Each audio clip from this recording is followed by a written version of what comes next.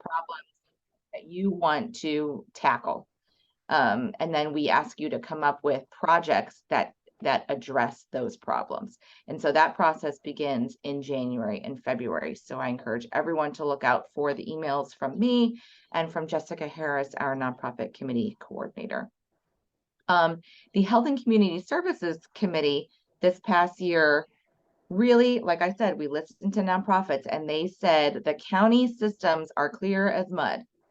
They, did not understand a lot of the systems that we had, and we didn't realize how many barriers we had in place for nonprofits to work with us, or to be able to get their work done.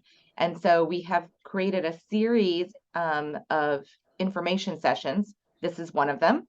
We had a community enhancement grant information session, how to meet your commissioner, how to become how to get language interpretation services. What were some of the other ones? How to become a vendor, what is an RFP and an RFQ at the county, how to apply. So we're really trying hard to make these systems more clearer for the nonprofit community. And this is another session that we're having. This is how to work with the land bank. Sorry, let me ignore this phone call command. How to work with the land bank. I don't think a lot of nonprofits know that a nonprofit can apply to receive properties held by the land bank at no cost. That means free, that you can get free properties from the land bank. And there are eligibility requirements, there's an application process, and that's why I have invited our esteemed colleagues here. We have joining us today is Sheila Woolley. She is the brand spanking new administrator of the land bank. Thank you so much, Ms. Woolley, for joining us. And we also have with us Miss Mitzi Turnage. Miss Turnage has been with the land bank how many years now, Miss Turnage? 15. Can you hear me? I can hear you. Okay. I've been at the land bank now for 14 years. Okay, so we have this wealth of experience, and then we also have this wealth of experience outside of the land bank, but also with fresh eyes. And so this combination of Ms. Woolley and Ms. Turnage are going to present information about the land bank, how to apply. We are going to kind of, please feel free to put your questions in the chat. We're going to kind of hold them until the end, but then the Tennessee Nonprofit Network and I will field those questions for Ms. Turnage and Ms. Woolley towards the end so that they can do their presentation. So without, no more beating around the bush, I'm going to turn it over to Ms. Woolley and Ms. Turnage. Good morning, everybody. Good morning. It is a pleasure to be with you all this brisk morning. I love this weather. I am very pleased to join you all and to share with you some of the information that we have with the land bank. Hang on just a second. Let me just, all right. Can everybody see my screen? Thumbs up. Yes. This is yes, what I do on. This is what I do with. We have various family meetings on Zoom, and I constantly ask folks, if you can hear me, I want thumbs up. If you can see the presentation, thumbs up. So if you can see and hear, see the presentation and hear my voice, thumbs up, please. Good job. Good job. I see some thumbs up coming.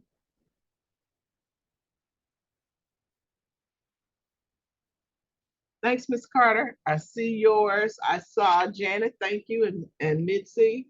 Stephanie, thank you for thumbs up. I know you can hear me. Good job.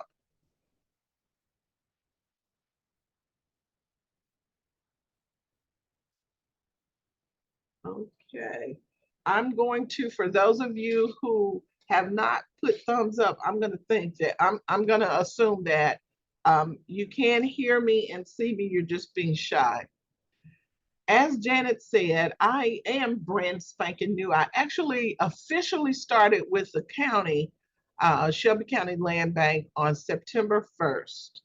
And I was able to come in, and what I bring to the table is I am a retired district and offshore manager for administrator, actually, for Federal Express.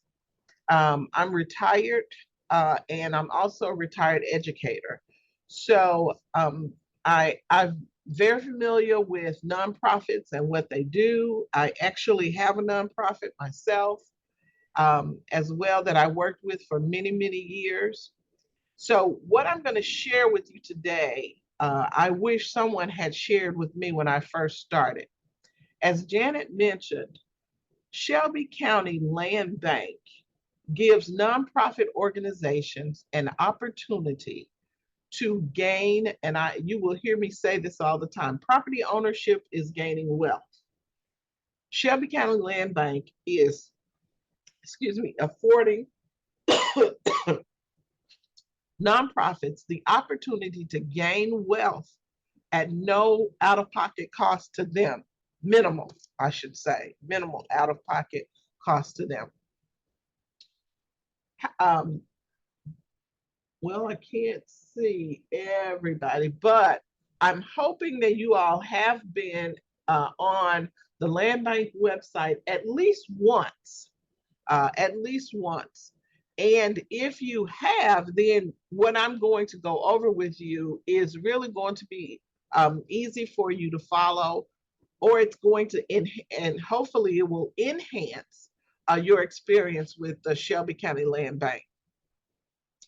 The very first thing I want to do is to let you know the way to get to the Land Bank site. You actually can get to the Land Bank site two ways. The first way, we really don't list, it's general. You go to the shelbycountytn.gov website, the overall website, the general website. Lee, our Shelby County Mayor, Lee Harris, you will see his picture on that website. And then in the middle, you'll see these tabs. And you will see one tab for Land Bank, Shelby County Land Bank. If you click on that tab, it's going to take you to the screen that you see now. The second way you can get to our page is just to type in landbank.shelbycountytn.gov. Let's see if we got our pointers here. Okay, I'll grab a pointer maybe a little bit later, but I'll use my mouse. So here we have it listed, landbank.shelbycountytn.gov. Once you type that URL in, you will see this screen.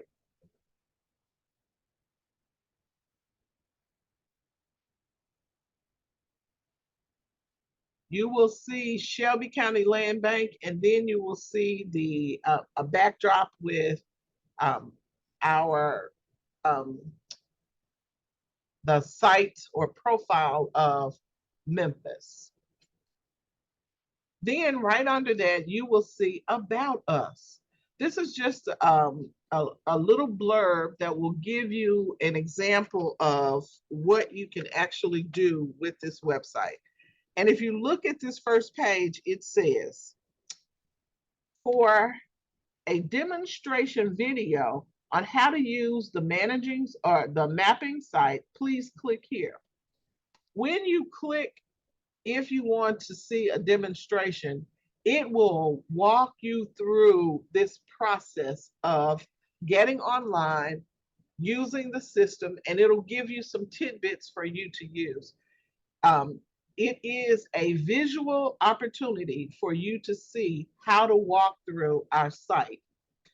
We are going to be adding on a auditory piece.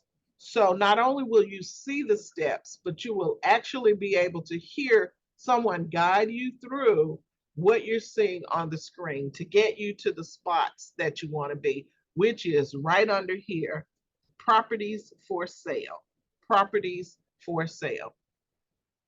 Now, also on this first page where it says About Us, You can actually click on the link properties for sale, or you can go down in the white space and you'll see properties for sale. Either one of those ways will take you right to all of, excuse me,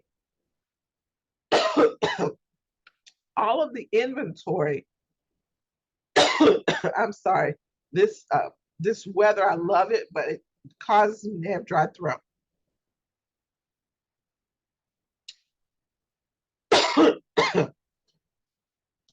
Either one of those ways will allow you to see the properties we have in inventory. Oh, my apologies. Now, Sheila, I don't know if it's just on my screen, but it looks like it's just still stuck on that first page from what I can see. okay.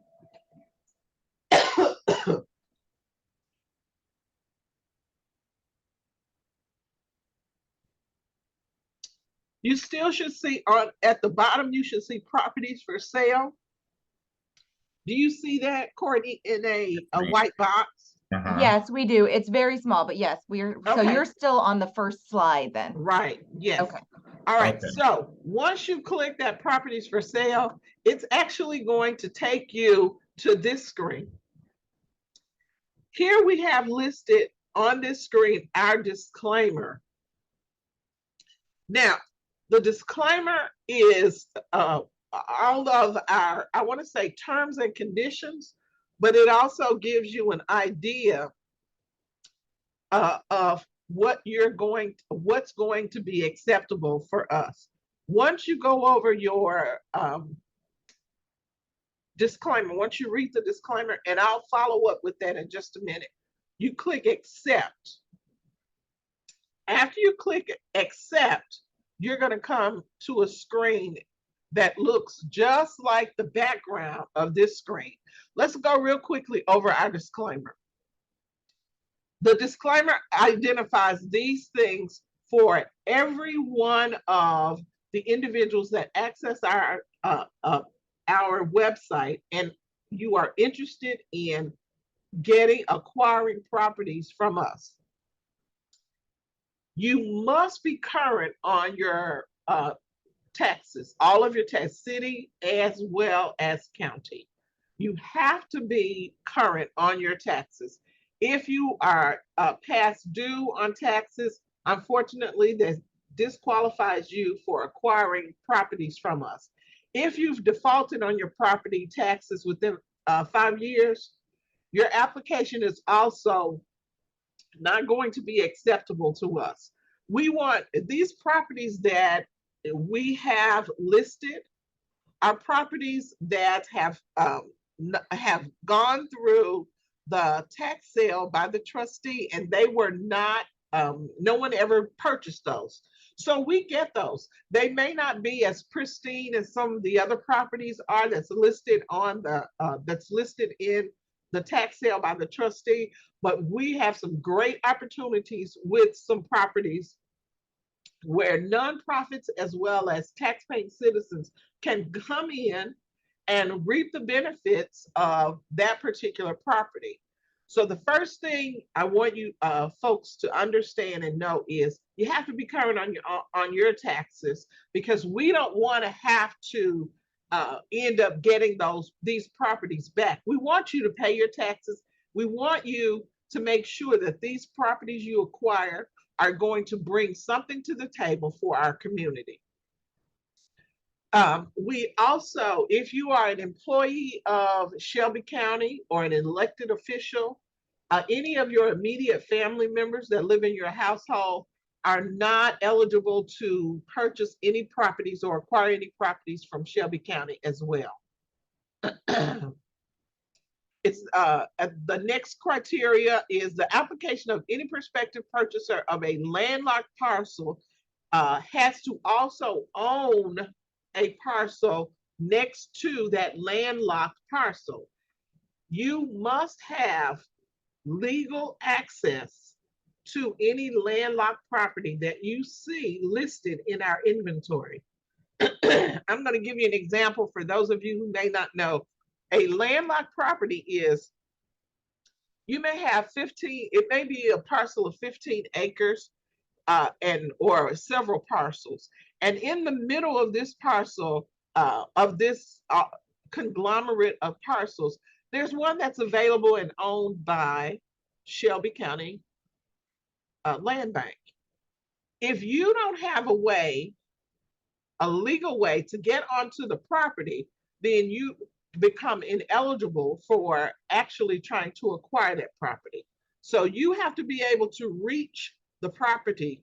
So if you are next to it, you have a parcel that you own that's next to it, that will qualify you for the opportunity to purchase a landlocked parcel. All of our properties are as is condition.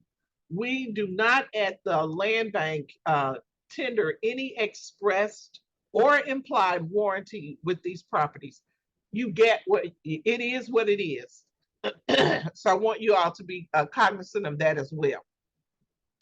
So again, at 5 reiterates, we make no kind of warranty or merchantability of these properties. They do come as is. And that's what you'll find in number 6 as well. And we are making sure that you understand, you assume all of the responsibilities. Shelby County does not.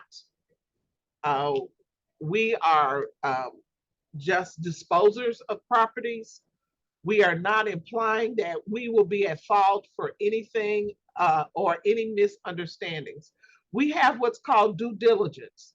Once you find a property that you are interested in, it's up to you to do the research that you need in regards to that property to make sure it fits the purpose that you are going to designate it for.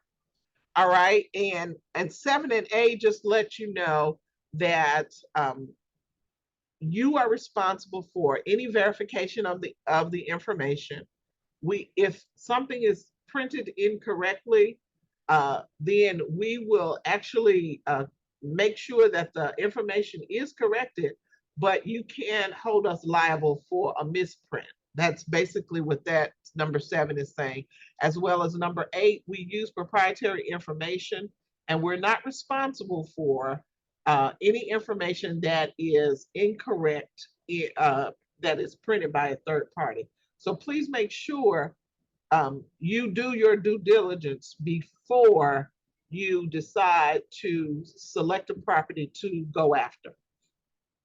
All right, so here's that page. Once you accept all that disclaimer and all of those different conditions, you will see a list of properties. Now, there are 3 ways that you can find a property or view a property. If you know a property's address or you have the parcel number, then in this section here, you can enter in the address or the parcel number, and it will take you right to the information about that particular parcel. We also have what's called feature properties, and these are the properties that you see listed here. When you click on those properties, you go right to the information that will tell you all of the specifics you need to know about this property, as well as the information you're going to need in order to do your due diligence in researching the property. And there's also a third way that you can look at properties. It's very small, but you can still see it if you just follow where my cursor is. View properties. When you click on this is option number 3. You are going to be able to see a map with some dots on it. And those dots represent properties that we have in our inventory that are available for acquisition. Now, if you select one of the feature properties and you click on it, this is the next screen that you're going to see. You will actually see the property, the picture, a picture or pictures of the property, whatever we have available. You will also get all of the information, as I said, about that particular parcel. All right, any questions so far as what we've gone through? If so, please put those in the queue, and Janet will take us through those. Now remember, you only come to this screen after you've selected one of our featured properties. Now, if you search for a property and you put in a particular address or parcel number, or if you click on that designator, view properties, this will be the screen that you see. And as I stated previously, you'll see all of these dots. Every dot that you see represents a parcel that you as a nonprofit can apply for the opportunity to have that conveyed to you. Okay. You also have an opportunity to filter or tailor the properties that you see. We have various criteria, and we'll go over those filters and how they will impact the search. When you look through the filters, you can actually identify some of the specific things that you are looking for, and the system will automatically match those things for you and come back with blue dots, big blue dots. At that point, those blue dots identify all of the parcels in our inventory that meet the criteria or the filters that you've selected. On the far right here, it will list all of the properties that meet the criteria that you selected. And if you click on these hearts, you can then place it in what's called a favorite or your favorites. You can, from this favorite, selecting favorites, these are properties that you want to go back and look at, or you want to further research, or they may be properties that you are actually wanting to apply for. You can take these properties that you've listed as favorites and export them and create an Excel spreadsheet that will give you the opportunity to further investigate those properties based on your list, not ours, but the one that you create. So you're going to look for the filter at the top of the page, and you're going to click it for the drop-down list of filters for you to customize your search. After you selected the type of property you're looking for by using those filters, you can actually click apply. All right, remember I said on the filters, we're going to go over some of those drop downs. All right, if you look at this screen, here's where we have some opportunity for you to custom make a list of properties that you are interested in. We have favorites here. So remember I said you click on that heart, it turns red, it becomes a favorite for you. The property status is will give you an opportunity to select some options there. You also have, if you want know what district you live in as far as commissioners are concerned, you will be able to select a specific district. We have 13 commissioners. You can select 13 districts that you'd like to individually look at properties in. And under that, we have improvements. When we're going to be changing the name, this site is live, meaning we're always updating and making changes as we see to accommodate our customers. If you look to the far left or right, I'm sorry, you will see the drop-down list for improvements. You can select up to 3, you can, on this screen, you're only gonna be able to select 1 category, but totally you can select 3 filters. In the improvement filter, you can actually select whether you wanna look at properties that have duplexes on them, properties that have homes on them. If properties are landlocked and you are have the access to one of a one of the adjoining parcels, you can look for those.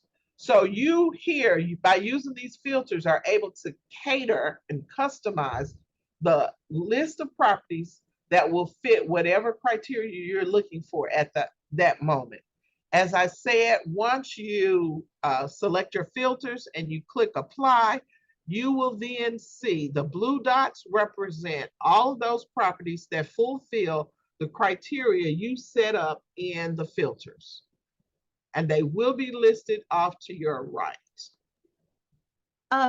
I know that we said we were going to save most questions till the end, but a couple were related to what you just Okay. talked about. One is sorting by commercial properties. So are you able to see what properties are for commercial purposes and what properties are for residential purposes? And can you sort by that? And Yes, then the other question is, when you say landlocked, which to me normally means like Memphis, you know, where we don't have a beach or a coast. But I think what you mean is that there's no public road or access to that Right. land, That's that the right. land, the properties surrounding that property are all privately owned. Is that correct? Yes, that is correct. All Okay. right, let's take. Can you select commercial properties? Yes. When you in improvements, you will see that we have various titles, and one of them is also commercial, but we even break it down: office buildings, hospitals, gas stations, fire stations. So we do have the opportunity for you to select commercial type buildings or parcels. All right.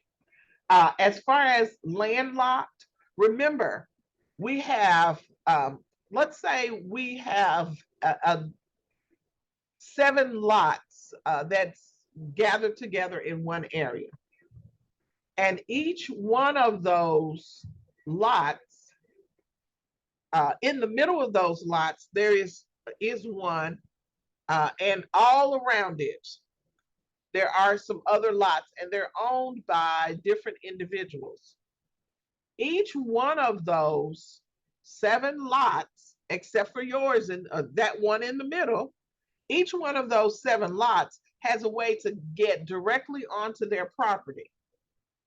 But the lot that's in the middle of that group of parcels, they don't have an actual road or a way to get directly to their property.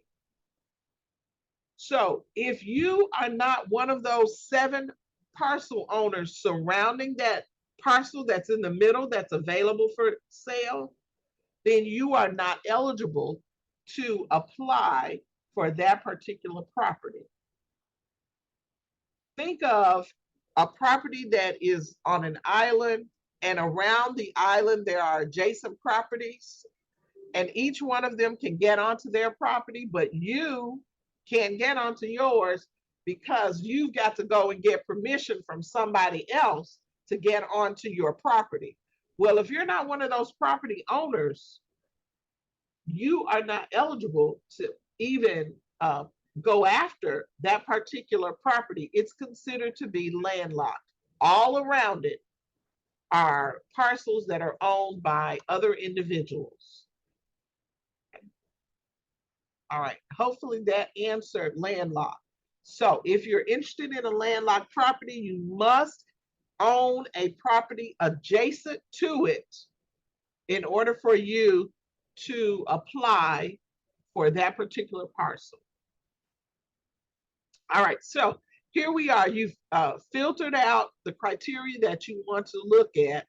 So you have those properties with those blue dots, and off to the side, you've got the list of all of those blue dot properties that fit your criteria.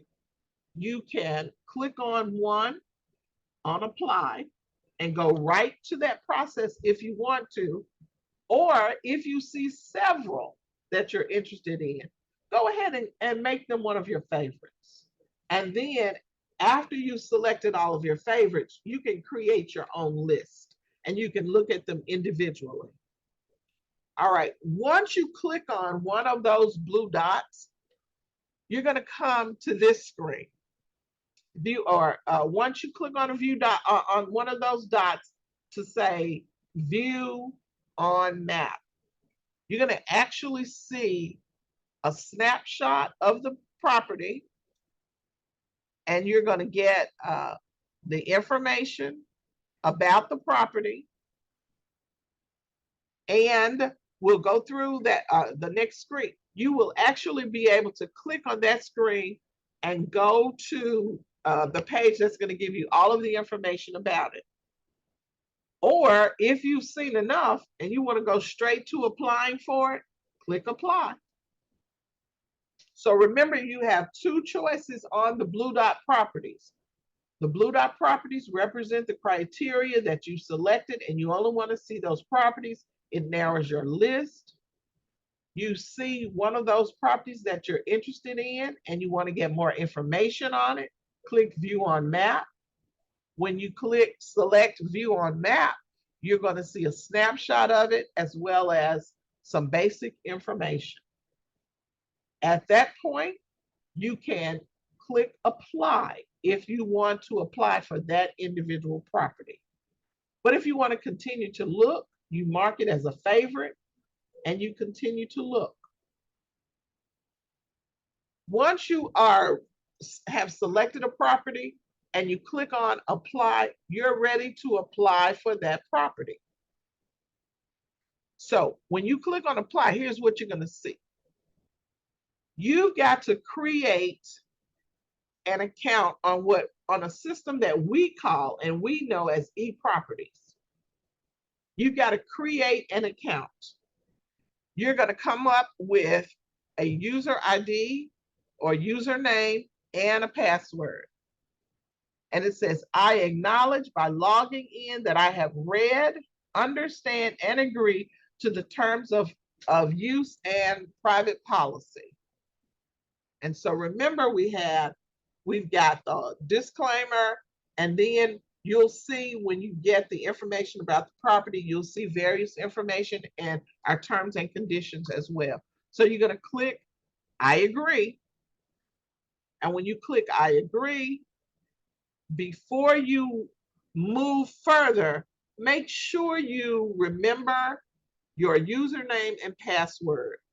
Write it down, put it on an index card, tape it under your keyboard, but keep it in a place where you or your representatives have access to it.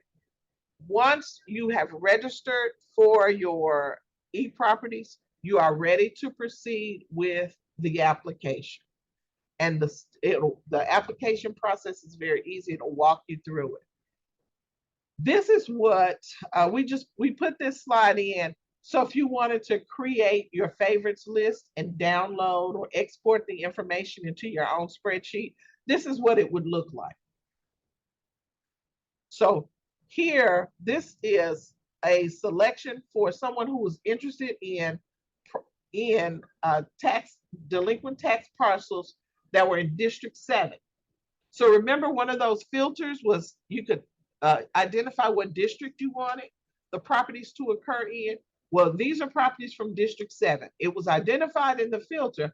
I want to see District 7 properties. So here they are that meet the other criteria as well. So here's a spreadsheet that you can create and you can manipulate and work through when you do your due diligence research on the particular properties you're interested in having conveyed to your organization. All right, here is a very important form that will, for nonprofits, this is going to be your guide. When you are applying for properties to be conveyed for you, this is the actual cover sheet that you need to make sure you read and follow, and you are going to present to us all of the information that is listed on this information sheet or cover sheet. This is Shelby County Land Bank's request for nominal consideration conveyance and advanced information information requirement worksheet. If you don't supply us with all of the information that's listed in these 8 steps, then we have no choice but to reject your application and send you back and say, hey, we want to work with you. Please provide us with the necessary information so that we can verify certain things that we need before we hand over these parcels. So the very first thing is number 1, excuse me, request a request letter on nonprofits letterhead, including the following. So we're going to, the first thing you're going to do is you're going to request the parcel, and you're going to make the request on your letterhead. It's going to be addressed to Shelby County Land Bank. You're going to have the current date, the requested property address, and the parcel number. And remember, you're getting that information when you click on the various screens to learn more about that individual parcel that you want to acquire. So make sure you include the property address and the tax parcel number, even if the address is 0 Montgomery Street. Please include that as well as the parcel number.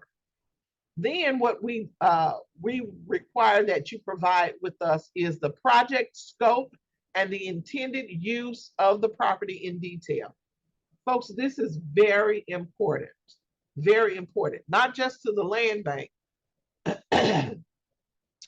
but the commissioners have to approve your application as well once we present all of the information. And one of the things that is very important to them as well as to us is, what is the intended use for the property? Remember, we are conveying these properties with the purpose of you bringing something to the community, making this conveyance worthwhile to our community. So your project scope and the intended use of the property must be in specific detail, okay? You can't just say future development. You say future development, but we want you to specifically tell us what you're going to use the property for. We also need a timetable from you from the beginning of the project up until the completion of the project. For example, if you are to get a property and it will take you 12 months to get the property up and running to the purpose that you've identified and stated to us, we will need a breakdown month by month of what is going to transpire on your end to make this project come to fruition or completion. So please be very specific in that, because we look at the timeline as well. And we need the names of your approved funding source and the amounts. This again is a very important step.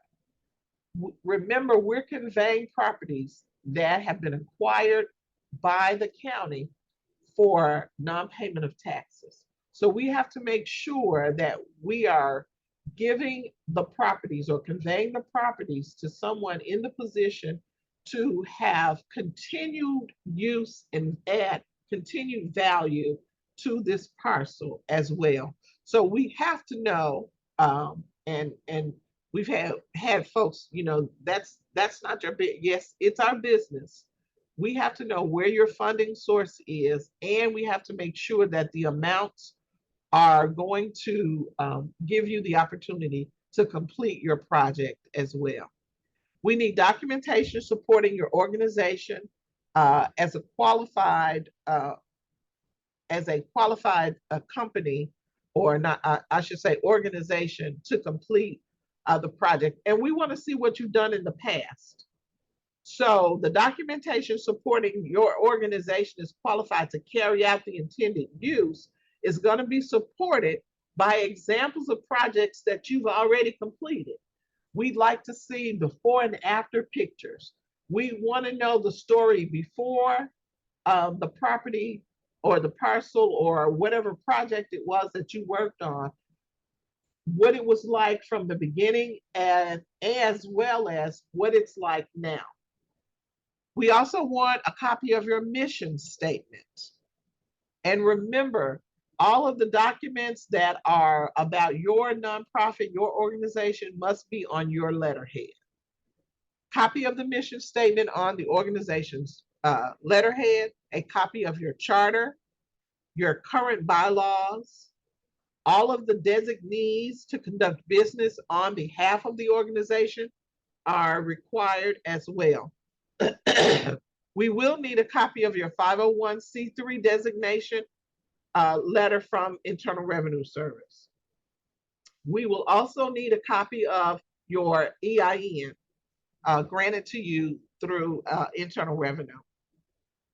We need a copy of printouts from the Tennessee Secretary of State confirming that you are an active and legal nonprofit organization.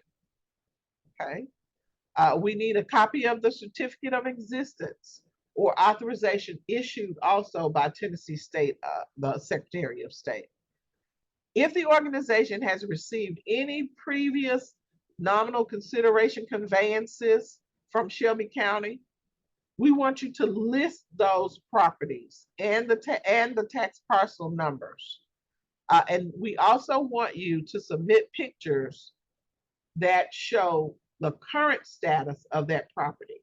Remember, we want to continue to enhance our communities. We want to continue to afford nonprofits the opportunity to serve our community. And we want to see the work that you've done, all right? At this point, you're going to have all of that information available for us. You'll create your packet. Your packet will be reviewed, and it will be reviewed by one of Ms. Turnage's real estate assistants. It will be reviewed by Ms. Turnage as well, and it will be reviewed by me as well. So we go through a process here in the office where we go through and we look at and make sure that you have all of the substantial information available and needed so that the commissioners will have the opportunity to approve the conveyance. Once we get past these steps, and when you show interest, and this is for not just for non-profit conveyances, but for anyone applying for properties within Shelby County Land Bank, once you express your offer to purchase or a nominal consideration conveyance, we then list the properties. If there are any other individuals from a office to purchase standpoint interested in a parcel, then we conduct what's called a bid off. Okay. For the nominal consideration, we look at all of your application. We look at everything about your organization as well. And if you are successful in us accepting your conveyance request and the commission, and we go before the commissioners, we will ask you to attend the meeting, the commission meeting as well, to answer any questions that they may have about your organization as well and the intended use of the property.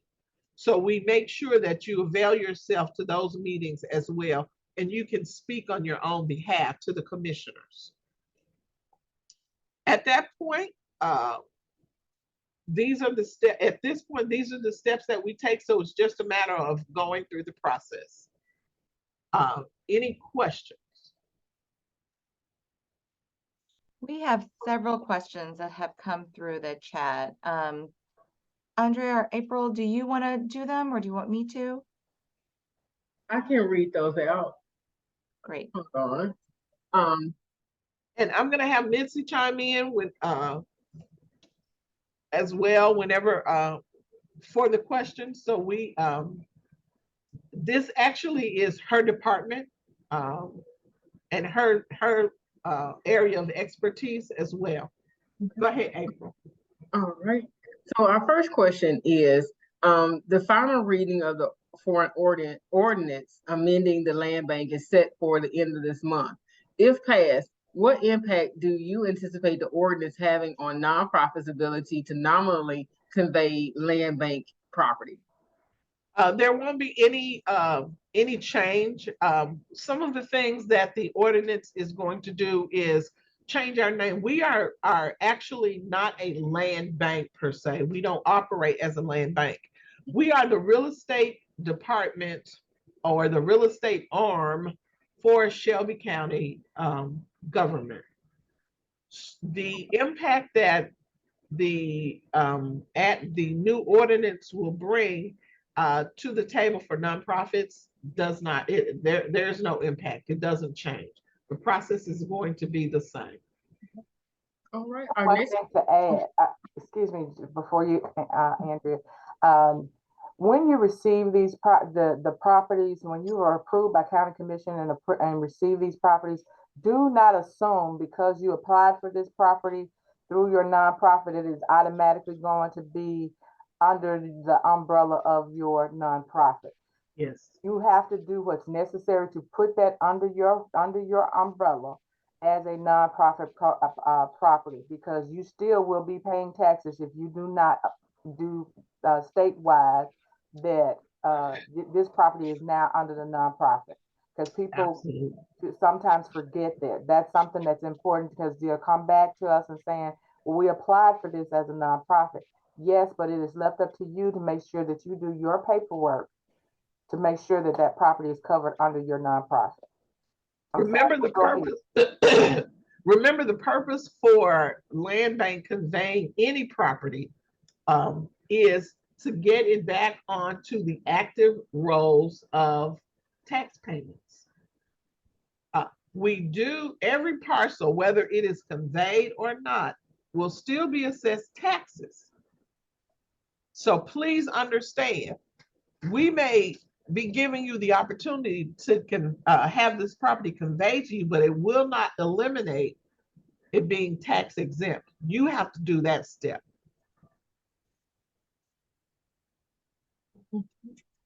Our next question is, for a landlocked parcel, could legal access be as simple as an official agreement with an owner of an adjacent parcel?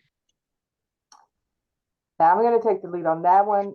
It has to be something, a legal document or legal agreement that can be attached to the deed, because if you sell that property, that still doesn't make it legal.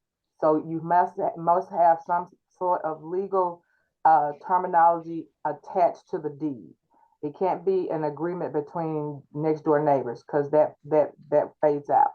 So it has to be something that can be recorded with the deed. And that could be a right of way, an easement, or something like that. Okay. Our next question is, would an organization just getting started be less likely to get approved for a parcel conveyance? And then the second part of that question is, should my project I want to use the land for always have a fixed end date in mind? Say the second part. I didn't hear the second all of the second part. So the second part says, should my project that I want to use the land for always have a fixed end date in mind? So like it can't be like an ongoing project is what it's asking. Okay.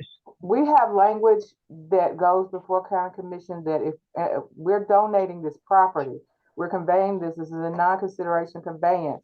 But if you have to have an end date, because we only will you are not completed by a certain time, and usually that time frame we're checked upon. There is a revisionary clause that goes along with this. It says that it will revert back to the county if you have not completed it within that certain time frame. And let me also, while Mitzi has brought up the revisionary or reversionary clause. Reversionary, yeah. This clause is significant because remember I said it's very important for you to specifically identify the use of the property. If you tell us, for example, that you are going to create a community center for children for after school, and instead of that, you later change and it becomes a nightclub or a private club, whatever the case may be, but it's something other than what you identified, we then have the opportunity to enforce our revisionary clause because you failed to actually exhibit the intended use or the enhance for the community with the particular property. We will look at, and folks, there's a significant period of time that we look at to make sure that your property is still falling within the guidelines of what it was stipulated for. If you change and do something within the 5-year period that is totally different from what the intended use was and does not serve the community, we have the right to come back and take that property again. That's not our goal. Remember, our goal is to get these properties to the point where they are positively impacting our community. So I want you to be mindful and be aware of that. Also about the ongoing, in order for a project to be complete, you're not going to have an ongoing date. You may enhance it and you may continue to add some things on, but at some point, you've got to have the project completed. And we're going to go off of the time frame that you give us. And we have about 5 or 6 more questions, and I know we're ending at 11. So I'll try to roll through these pretty quickly. But if those of you who would like to stay on, Janet, if we had maybe 5 or 10 more minutes for it, just to finish up those questions. Our next question is, why they're asking about why is there 6 approved funding sources needed for ending in for 1 to 2 projects? So why, sorry, let me read it again. Why 6 approved funding sources if 1 source provides enough funding for 1 to 2 projects? I'm sorry, but that does not mean that there's 6. It is the number 6 of 1. Yeah. Yeah, you can have 1 funding source, but that was just number 6 of number 1. Yeah, that makes sense. Okay, yeah, because when number 1 has to have all of those things, it's not gonna make us feel good if you only got 1 or 2 of those things completed for the number 1. You know, we know then we got to start collecting more information from you. Check each one of those things, especially number 1, because that is the letter, and that letter has to include all of those things. Thank you. Our next question is, are there any administrative fees associated with acquiring these properties? There, once you have, there is a $70 non-refundable fee, and for nonprofits, you have to pay the $70 non-refundable fee, but you have a recording fee that is $22, and that's it. So the process, when you go online, you have to pay the $70 non-refundable fee, and then once it's time to close, there is a $22 recording fee to record it in your organization's name. Okay. And our next question is there a maximum amount of properties that can be awarded? If you have built a rapport with us, if we've dealt with you before, we know that you're going to do what you say you're going to do. There really is no maximum. Your money, your funding needs to be in place to complete those projects. So we're going to look at what it's going to cost to repair those properties and how much funding you have. Even if it's just 1 project, 1 building, we got to make sure that you have the funding to do that. So there's not really a limit, it's your pocket. And our next question is, what is the approximate time or wait time between the requesting of a property and then also being notified that we received the property?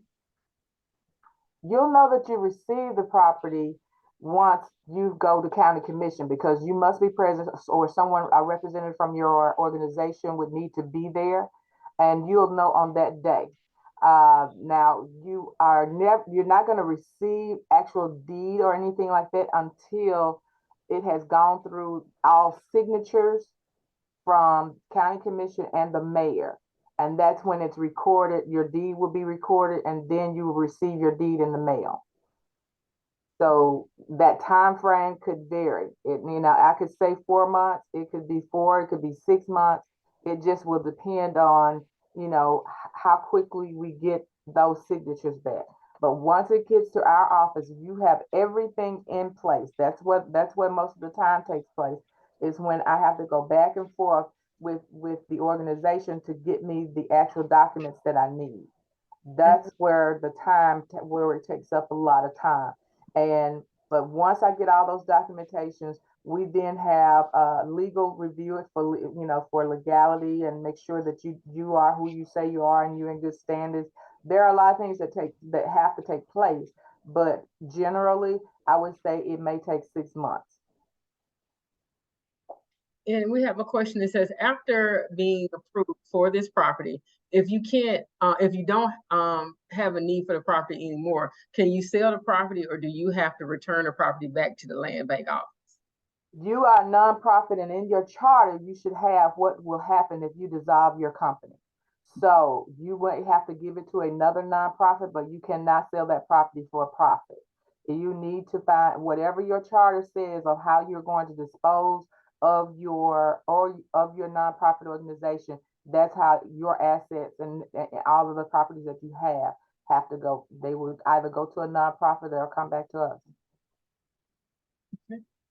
All right, and we have a few more questions, but if Mitzi or Sheila, if you all could just drop your contact information or the contact information for you all's office in the chat, I think folks will be able to reach back out to you all.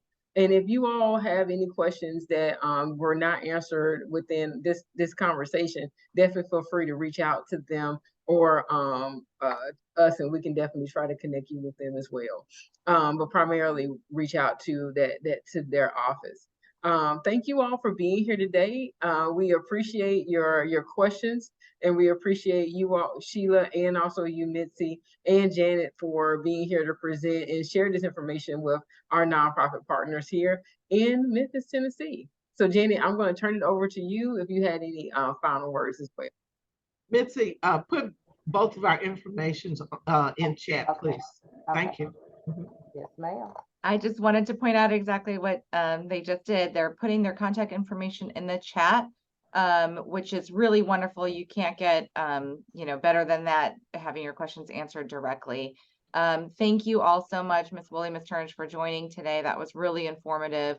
We want nonprofits to thrive. We want nonprofits to to build their capacity to better serve residents. And so I'm glad that all of you here now really understand the process of receiving properties at no cost to nonprofits who do good work in communities in need. Thank you to Tennessee Nonprofit Network for always partnering with us on these. I got something to say. Andrew, you look like somebody. I know. I get confused with my all the time, don't you? my wonderful twin sister who works with Shelby County government. And so any questions about Shelby County, go to her. I cannot answer them. Yeah. Let's throw that in there. Thank you all so much. And thank you to the 7 Kate Mosses in the room. Yes. Thank you all. Bye. All right. Thank you all for inviting us and having us. Any questions that you may have, please feel free to contact our office. We will be more than happy to answer any questions. If we need to go over anything or clarify anything, we can do that as well. You can come up and we can even help you identify some of the information that you may need to include in your packet that you may not be clear of.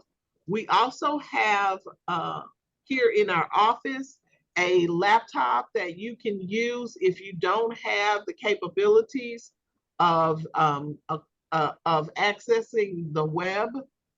We do have someone here that can walk you through how to get on, as well as help you with any information you may need. That's very generous. Thank you all. Have a great day. All right, thank you. Bye.